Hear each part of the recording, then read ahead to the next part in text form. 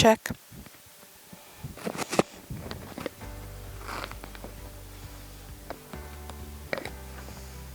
Hi. Thanks for sitting down with me to discuss your family ancestry. Thanks for having me. I'm excited. We're going to explore some of your relations. Some of them are more public figures. You were born in 1996, correct? Yes. That's the same year Alanis Morissette won Best Album for Jagged Little Pill. Did you know that your father was named after your mother's father, your great-grandfather? I did not know. Okay, so on your father's side, we have some good, hard-working people who mostly were farmers in Kentucky, but they did come from the colonies early on. Through your father's side and through the marriage of your second great-grandfather, Harvey, you are related to the Hatfields of the famous American feuding families, the Hatfields and McCoys. At the time of the conflict, the patriarch of the family was William Anderson Hatfield.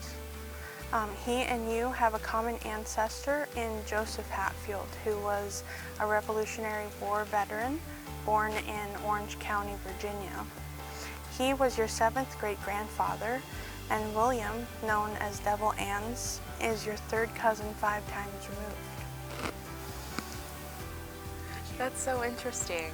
Yeah, we knew, well, we thought that we were like loosely related to the Hatfields. I didn't know that we were this connected. So that's very interesting and a cool little piece of American history right there. Okay, please turn the page. On your mother's side, we have some very interesting figures.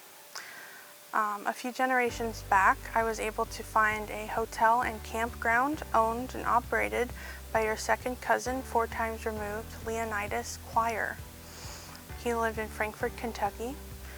The business was damaged in the 1937 flood, which is the same flood that damaged Madison here in 1937.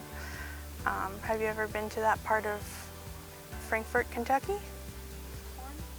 Yeah, my aunt actually owns a piece of property along that river, so I've been there a couple of times, and that's interesting. I didn't know that it's that deep in our history, you know. Through the Munson line of your family, your great-grandmother Gertrude specifically, you are related to 8 Mayflower passengers. All directly grandparents, great-grandparents. Are you serious? That's crazy. I mean, obviously I knew like we came over because, As you do. yeah, as you do, but I didn't know that I would have descendants on the Mayflower. That's insane. And looking now, some of these names actually like pop up in some of like my genealogy that my family has done too. So not like these particular names, but like their first name, and it stayed in generations. So that's cool. Also through the Munson line, you have a relation to Reverend John Lothrop. He was one of the most prominent ministers in colonial America and a huge proponent of the separation of church and state. He has a bunch of famous descendants, but I was able to corroborate that you have in common with him Millard Fillmore, James Garfield, Ulysses S. Grant, Franklin Delano Roosevelt, George H.W. and George W. Bush, and that you are related to 40 of the 46 presidents of the United States.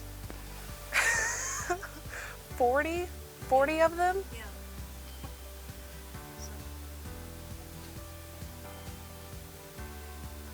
That's all I can think of, like, that's insane, like, to say, but it really is. It's,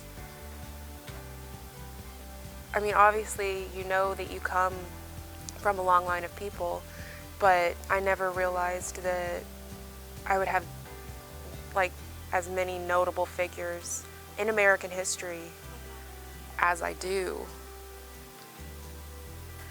You and Lothrop also have in common Joseph Smith, the founder of the LDS Church, Henry Wadsworth Longfellow, Oliver Wendell Holmes Sr. and his son, Supreme Court Justice Oliver Wendell Holmes Jr., Shirley Temple, Benedict Arnold, and last but not least, Jeb Bush.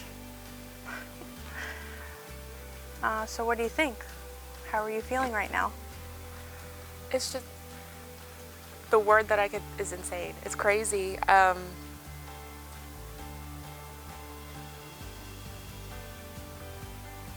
My mind's just blown a little bit.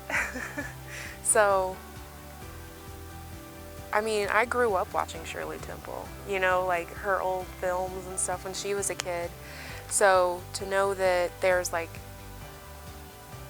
a relation, however distant, is insane. Is surreal, you know. Thank you so much, Hope, for sitting down with me today. Take this knowledge with you.